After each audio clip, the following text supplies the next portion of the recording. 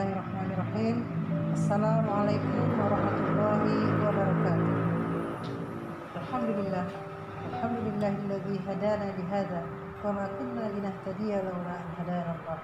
Asyhadu an la ilaha illallah wa asyhadu anna Muhammadan Rasulullah. Pemirsa yang berbahagia, alhamdulillah kita sudah memasuki Ramadan yang ke-9 pada kali ini. Semoga kita mendapatkan keberkahan dan rahmat dalam bulan yang mulia ini. Alhamdulillah kita sudah menjalaninya selama 9 hari. Kali ini saya ingin menyampaikan tentang manajemen dakwah, manajemen ibadah dalam keluarga. Rasulullah SAW bersabda, "Wa idza salatil mar'ah khamsaha wa shammat syahraha wa hafizat farjaha wa ata'at zawjaha wa qila laha dukhilil jannah min ayyi babil jannah syi'ti." Jadi Rasulullah SAW mengajarkan kepada kita, dan Allah serta Rasulnya mengajarkan kepada kita, menjanjikan tentang surganya bagi seorang wanita yang muslimah, yang solehah, dengan surga yang pintu manapun kita bisa masuki. Ketika seorang wanita solehah itu, dia bisa melaksanakan sholatnya 5 waktu dengan tepat waktu yang berkualitas, kemudian dengan puasa saum Ramadan dengan berkualitas, dan dengan ruhnya, dengan sesungguhnya. Kemudian juga bisa menjaga kehormatan dirinya serta taat kepada suaminya, hingga dia bisa masuk ke dalam surga yang dimana dia ikuti maui menjadi bidadari surga nanti di surganya Allah. Pemirsa yang berbahagia, dalam hadis ini menjanjikan kepada kita, kepada seorang muslimah terutama, bisa mendapatkan surganya Allah. Kemudian juga hubungannya dengan Ramadan kali ini adalah kesempatan kita, hikmah daripada Ramadan kali ini, kita memperbanyak diri di rumah, ya, terutama bagi seorang wanita muslimah.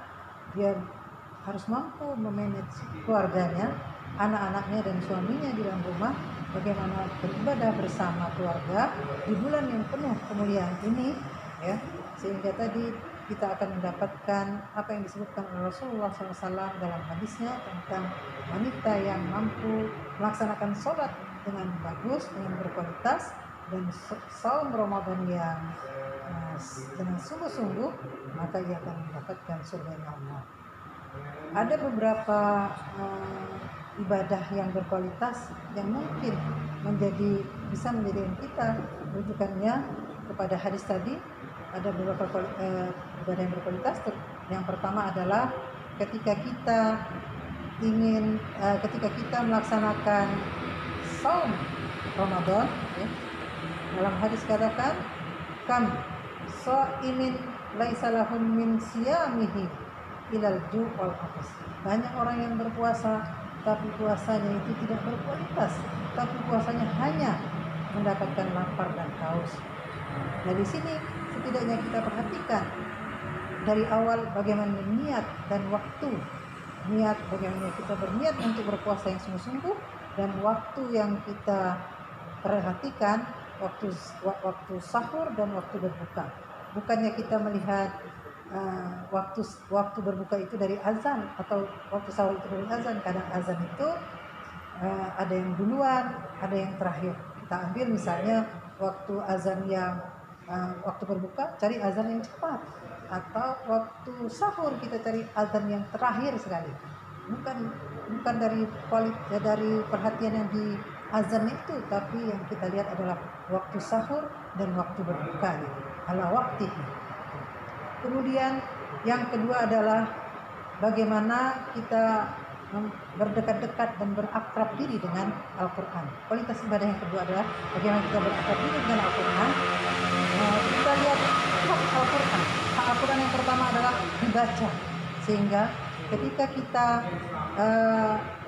dalam bulan Ramadan ini kita sudah punya target berapa kali khatam dalam dalam sebulan bersama anak-anak, bersama suami. Jadi di dalam rumah kita jadikan rumah kita itu masjid kita. Rumahku masjidku. Bersama suami dan bersama anak-anak kita kuatkan ketahanan keluarga kita di dalam rumah itu.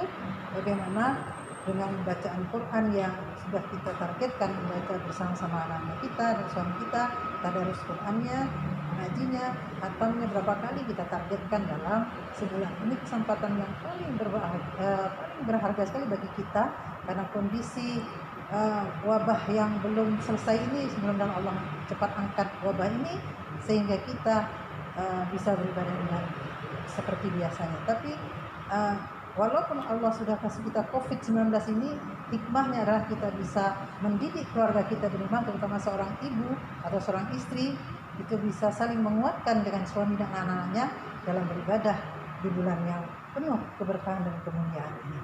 Kemudian hak yang kedua adalah hak untuk Al-Quran sebagai petunjuk. Al-Quran sebagai petunjuk, bagaimana kita bisa mentadabbur, bagaimana kita bisa menerjemahkan atau mentafsirkan Al-Quran bersama keluarga di rumah. Mungkin bisa kita gunakan dengan kultum, saling kuliah 7 menit di antara keluarga, habis sholat maghrib misalnya, gantian anak dan suami dan seterusnya. Kemudian yang ketiga, haknya Al-Quran adalah hak Al-Quran adalah untuk dijaga. Al-Quran untuk dijaga, maka kita lakukanlah menghafal Al-Quran atau menjadikan Al-Quran sebagai petunjuk, ya, sebagai petunjuk untuk mempraktekkan dalam kehidupan hari-hari. Ya, setidaknya kalau kita bisa menghafal, kita target dalam sebulan itu juz 30 sudah hafal dengan anak dan suami kita sudah bikin targetan di awal, walaupun sekarang udah hari ke-9, bukan berarti terlambat, kita masih bisa memperbaiki target-target kita itu untuk menjadikan target menghafal Quran juz 30 bersama anak dan suami di rumah. Nah, kemudian dan waktunya mungkin ya bisa kita teknis bagaimana mengaturnya di rumah. Kemudian sebagai seorang istri dan ibu, selanjutnya adalah menjadikan qiyamul lailnya itu adalah yang berkualitas. Jadi yang tadinya kita pergi ke masjid tarawih, sekarang tidak ada tarawih misalnya di masjid, maka kita tarawih ataupun qiyamul lailnya di rumah bersama suami dan anak. Boleh kita tentukan waktunya kapan, bisa sebelum tidur atau bisa juga setelah tidur, misalnya jam 2 malam, dan bangunkan anak-anaknya. Walaupun anaknya masih kecil, tetap saja diajak untuk bangun di malam hari biar terbiasa mendidik, menterbiah anak-anak kita dari sekarang. Kemudian itu adalah hak dari Al-Quran, berakar diri dengan Al-Quran. Kemudian yang selanjutnya adalah terakhir itu mendesain Lailatul Qadar. Jadi banyak sekali keutamaan kemuliaan Lailatul Qadar.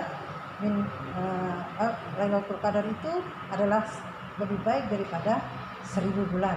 Nah, jadikan Lailatul Qadar ini momen yang terpenting bagi keluarga kita untuk bersama-sama menunggu-nunggunya di 10 hari-hari terakhir di bulan Ramadan. Masih ada kesempatan bagi kita untuk menyemangati diri supaya lebih berkualitas lagi ibadah Ramadan kita kali ini.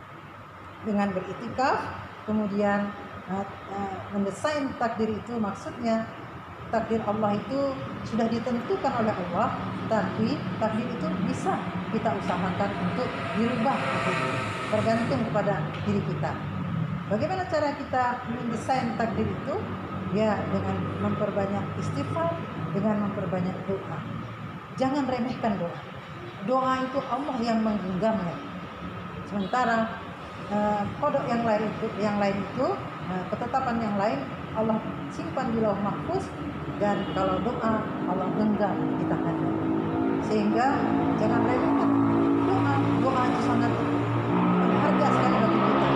Bahkan kata Rasulullah, mintalah sendal yang putus itu pada Allah. Jadi jangan kita remehkan doa itu. Doa sangat penting bagi, apalagi di hari-hari terakhir, di malam yang kita tunggu-tunggu, lebih baik daripada 1000 bulan itu, Lailatul Qadar itu kita tunggu, beriktikaf bersama keluarga di rumah. Nah, mungkin itu saja yang dapat saya sampaikan. Kalaupun ada misalnya bikin makanan kue harusnya sebelum Ramadan udah bikin kue. Tapi sekarang ini kita fokus untuk menjadikan ibadah Ramadan berkualitas bagi keluarga kita. Mudah-mudahan para muslimah bisa melaksanakannya di rumah, menjadi manajer di rumah tangganya nanti untuk mendapatkan menjadi bidadari surga yang diirikan oleh bidadari surga yang sesungguhnya. Demikianlah dari saya. Billahi taufik wal hidayah. Wassalamualaikum warahmatullahi wabarakatuh.